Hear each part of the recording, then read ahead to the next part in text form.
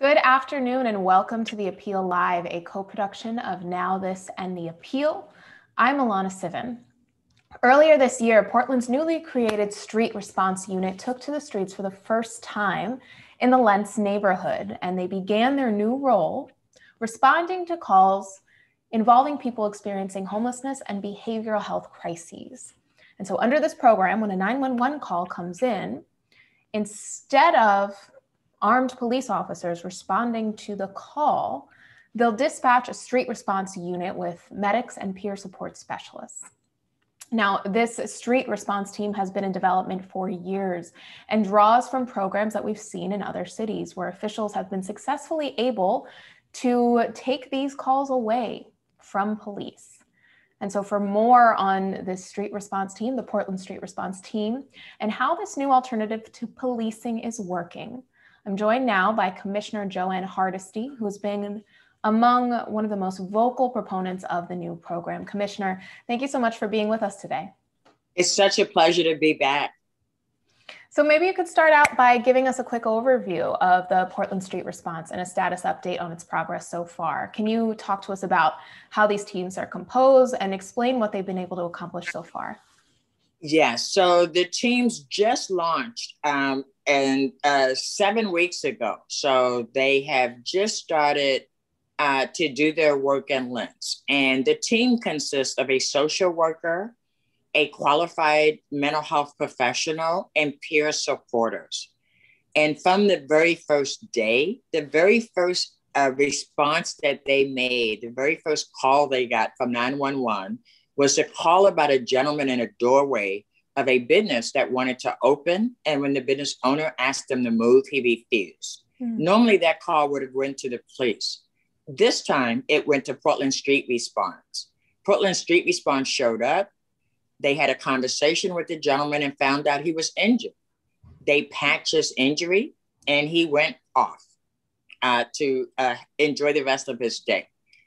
We have heard this over and over and over again about having a compassionate person that isn't yelling commands, isn't demanding ID, that's just simply there to see how they can help and provide support for someone in their time of need. So in the 6 weeks since we've launched it, we've had nothing but positive feedback. I just met recently, we hosted Senator Ron Wyden to come out and talk to the staff at Portland Street Response because he's trying to get legislation passed that would make Portland Street Response funding available across the country. So far, knock on wood, it has been absolutely well received. And in fact, this week, we're expanding the boundaries a bit because the community wants us to expand the boundary a bit. Well, thank you for sharing that story because I think it really illustrates not only the importance of these teams, but I think all too often sort of alternative first responders like this are sort of framed as only being about mental health crises. But it seems like in a situation like that, it was just a very simple issue that was a physical injury that someone needed help for. So can you talk a little bit about sort of the need to have, and you obviously did a little bit, but expand a little bit on why it's important that we have civilian first responders or alternative first responders for this sort of thing? And I want to remind your listeners that this is the very first time in 100 years that we've made any changes to our first responder system.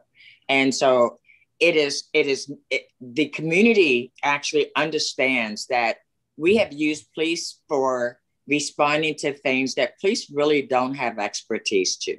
Police aren't experts in housing or mental health or in substance abuse. Police have one job, and their job is to solve crime. When I was running for office in 2018, I had this conversation in 150 people's homes, 150 homes around what would it take for communities to feel safe and who showed up from a 911 call. And it became very clear very early that people were concerned about the over-aggressive nature of how these calls play out on the street. I think the unique thing about Portland Street Response is it was built from a grassroots effort up. So it wasn't government sitting in a building and talking to each other. It was us going out surveying people who were houseless, who were living on our streets. It was talking to people in neighborhoods about what they're seeing, what they would like to see as a response. And because of that, we were able to create something that is really community focused and really focused on helping people get their needs met in that moment, right? Our team, they don't have housing, but what they do have, because there are peer supporters, they have worked in the community for a lot of years. In fact, one of our staff says she's done this work for 20 years. The only difference is that now she doesn't have to worry about where she's going to lay her head at night, because she now has a good living wage job that allows her to be able to help her community where they are, right? And so for me, as I hear the stories of the people who we've hired, which is a very diverse, multilingual group of community members, I know that we made the right decision. What I also know is that across the country, many people have tried to rush it and create an alternative response without doing the detailed work that we did. Because what we didn't want to do is set the system up for failure. And I believe the way we took our time to create the systems, to hire the right people, and to make sure that we were committed to living wage employment for the people who would be our first responders has made this system really something I can be proud of. It just goes to show that communities know exactly what they need to take care of themselves. Yeah. If we only ask them first, right? Government is really poor at asking the people most impacted what their needs are and how we can help them take care of their needs. Because if we'd have done it the traditional way, we would have matched these first responders with police, because that's what we've done in the past. Well, we couldn't possibly send somebody out without an armed police officer making sure it's okay. And what Portland Street Response is teaching us is that when you approach people with dignity and respect, they respond likewise. You know, this is really interesting to me. And as I'm thinking about it too, I know that there are a lot of different places around the country that are looking to develop their own first responder programs. And you're really honing in on the fact that if you don't take input from people who are affected by police, you run the risk of essentially creating, policing 2.0, just a new police department. That's right. You just expand, people know what they know. And it was really even hard for people to imagine what a first responder system would look like without a weapon on their waistband, right? And so we had to convince people that if we put together the right team, we would get good results on the street. And that's exactly what happened. But again, I didn't even start talking to internal people until we had gone out, and I held 2 focus groups with houseless community members. And both of those, they said to me, it took me a half hour to convince them. No, I really want to hear what you have to say. And it really, really will inform what we build. It took me a half hour in each of those meetings because people are accustomed to government coming out saying, share your pain, but not how do we fix your pain? And this was an opportunity for us to build it right and build it based on the needs of the people who would be most impacted. And are you collecting data on call volume and results? I know you're talking about the successes, and I know it's early on, but. And what I'm most proud of is actually we have a partnership with Portland State University, and they have been with us from the inception, from the imagining Portland Street Response up until the launch, and they're continuing to work with us. Because what I know is that in a pilot, you have to be able to change. If you find out what you're doing isn't working, then you have to be able to adapt. So we wanted to make sure that we were getting an independent researcher with us every step of the way. And they've been with us from the beginning. And so I'm very grateful that Portland State University saw this as an opportunity for them to also increase their knowledge around what supports houseless community members need. They have a houseless cohort at Portland State University. It's been looking at the systems that create houselessness. And we were fortunate to connect with them early. And so they are doing evaluations every step of the way. So as we make changes, like the most recent change, which was to expand the boundary, we're going to learn every step of the way. Because again, my goal is to roll this out citywide so that every member of Portland community has access to a compassionate, empathetic first responder. And what are those results showing so far? Are you seeing a certain number being diverted from police, scenarios that, police are never called at all? Well, all the calls that we're getting are calls that traditionally the police would have responded to. Now, would it have been a priority call? Maybe, maybe not. But it depends on how people actually frame the 911 call. But I can tell you that what we're seeing so far is that people are calling to say, well, how can I get it extended to my neighborhood, right? How can I advocate to make sure that we have this long term? And again, we're in the early stages of our pilot, but all the indications are not only do people want it, they want it now, and they want it as soon as possible. So you've talked a lot about this needing to expand and eventually wanting to have all of Portland have it. So I have two questions about that. The first is, how big can this be? Because we've seen some studies show that 20 to 70% of police calls could be diverted. That's right. Where do you think Portland would stand in that, and what would it mean? Right now, Portland takes about 1 million 911 calls a year. And so we believe that when this pilot is fully operational citywide, it will take about 20 to 25% of the calls that we currently get. And it would be significant. I also will say that we need to train the public and what's not appropriate to call 911 for. And so we're in the process of setting up a 211 system that will take all calls that are not emergency calls or not perceived to be emergency calls. So if people are calling looking for information, social service supports, mental health treatment, we will have another 3-digit number that people will be able to call to get that information. I think what we've done is a very bad job of actually telling the public, when you see something that looks uncomfortable, call the police, right? We have to now do the re-education of the public and say, because someone's sleeping on a park bench, that is not a reason to call the police. Because someone has put a tent up outside your house is not a reason to call the police. Because someone appears to be in mental health distress, let's figure out who's the right first responder that's appropriate to show up at that call, right? So as we retrain 911 staff, as we retrain the public, I think what we're going to find is that there's going to be a natural divide between what's appropriate for police.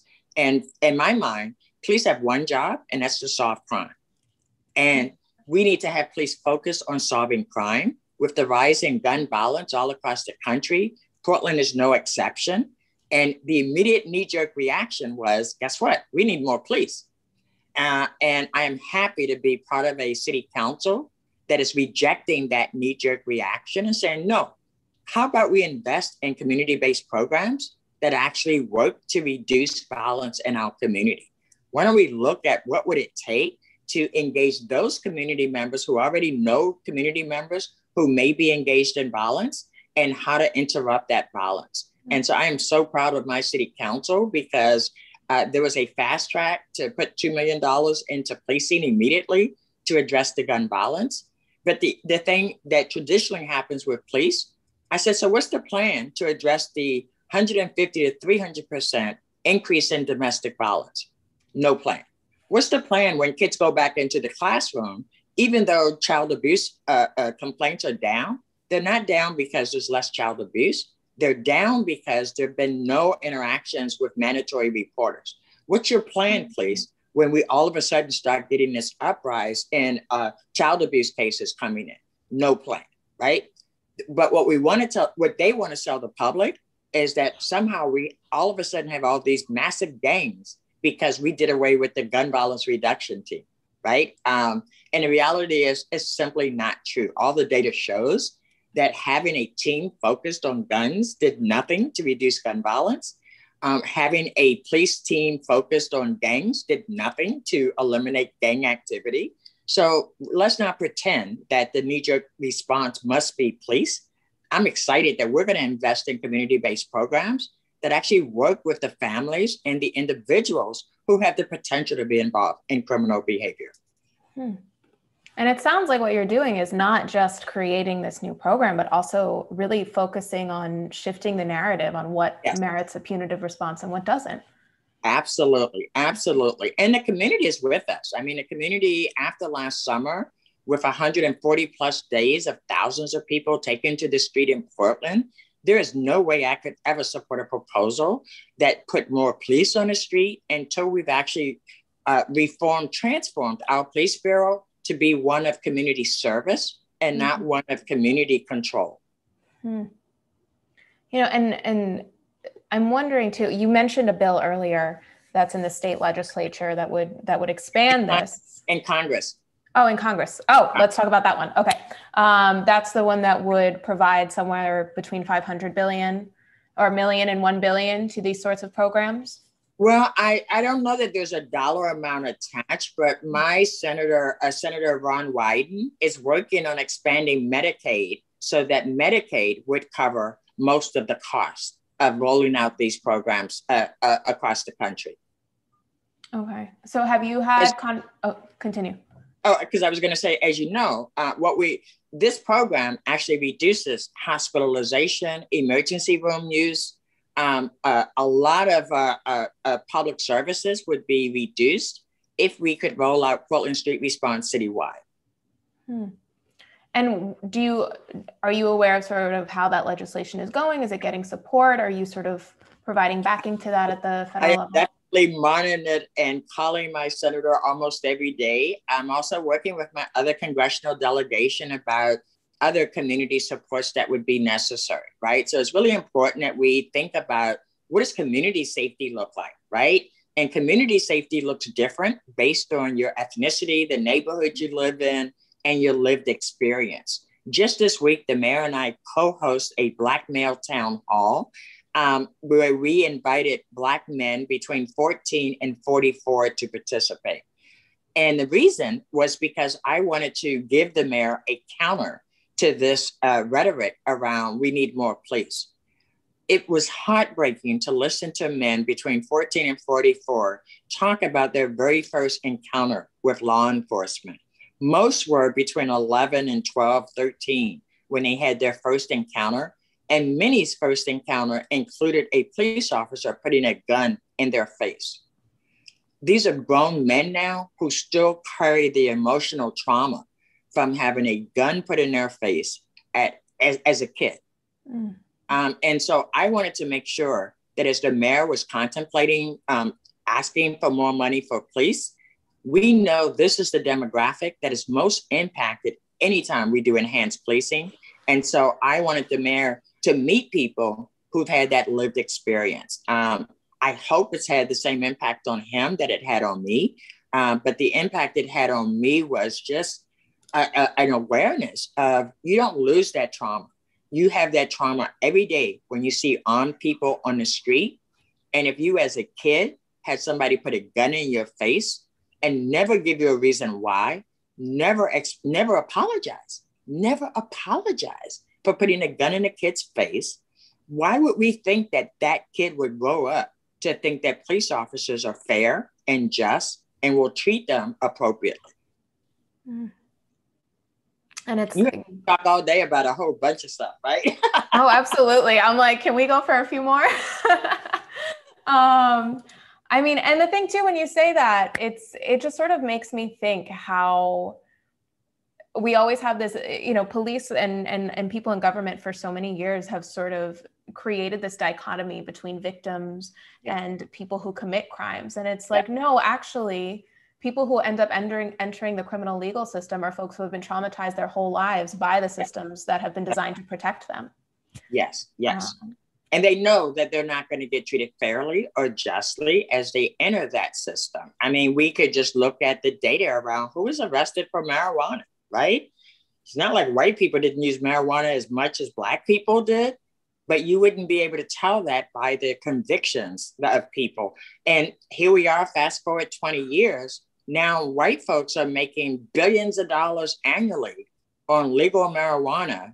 And yet we have Black and brown people are still have the convictions on their records that prevent them from getting living wage employment, good housing, good opportunities. And as a society, we have to go back and correct that wrong. Mm. So talk to us a little bit more about the expansion of the street program. So some things I'm curious about is, one, what sort of funding revenues are you looking for that? Well, right now we're doing general fund, right? And let me just say, all our first responder bureaus are funded from general fund, right? Many of the bureaus at the city of Portland can charge a fee and recoup money. But of course, police can't charge a fee, fire can't, 911 can't. So it's based on our general fund resources. So right now, we are funded to have up to 6 teams of Portland Street Response to be able to roll out. We've only rolled out 1 team. We're going to roll out a second one in about 3 months, and it will still work in the same community in Lentz. And what we will test is whether or not having 2 shifts makes a difference in the call volume and the call load or not. So we'll test that out. Right now, we're funded for 6 teams, but those 6 teams would not be citywide. It would probably cover about half the city is what we're funded for now. But with the change at the federal level, and there are some state proposals in as well that will provide some additional funding for this kind of model. If we're able to get that other funding, it would expedite us being able to roll it out citywide. And let me just say that I think as we reduce the footprint of police, we will have more resources available to invest in programs like the Portland Street Response. That's certainly what I did. When I reduced the police budget, I made sure to take a lot of that money and put it into Portland Street Response so that we would have the budget to be able to complete the pilot as we have told the public we would. And seeing the momentum that this has received in Portland, I'm wondering do you think it could expand to other areas, perhaps even more rural areas, both within Oregon and across the country? And what advice would you give to legislators who are trying to do that? I would tell, and yes, my answer is yes. Every community could create their own Portland Street Response, but I would encourage them to start with the people who need it most. I would encourage them to first talk to those individuals. Did you lose my picture? I went weird. Oh, well, we have a community youth safety town hall there. There you are. Okay. It says the host asked me to stop my video. I don't know what happened. Anyway, so my advice to folks across the country, start with the people most impacted, the people who are houseless, the people who have more interactions with police, and ask them what they need, right? Every community is a bit different. And so I would encourage people to start there. Then start with a pilot like we did, because we don't want to roll it out so quick that we're not learning from this experience, and evaluate the pilot. Partner with a university that will be able to help you do the evaluation so that the evaluation is independent of the government that started it. Because who believes government when they say they're doing a good job? Well, Commissioner, I really could keep you and talk to you all day, but unfortunately we do have to wrap up. Thank you so much for joining us. Absolutely my pleasure. And thank you for the incredible work that you do getting this information out to the broader community. Now's our chance. Let me just end by saying, if we don't do this now, we will never have another opportunity this generation to make this transformation happen. So thank you for inviting me. Thank you. Have a great day. You too.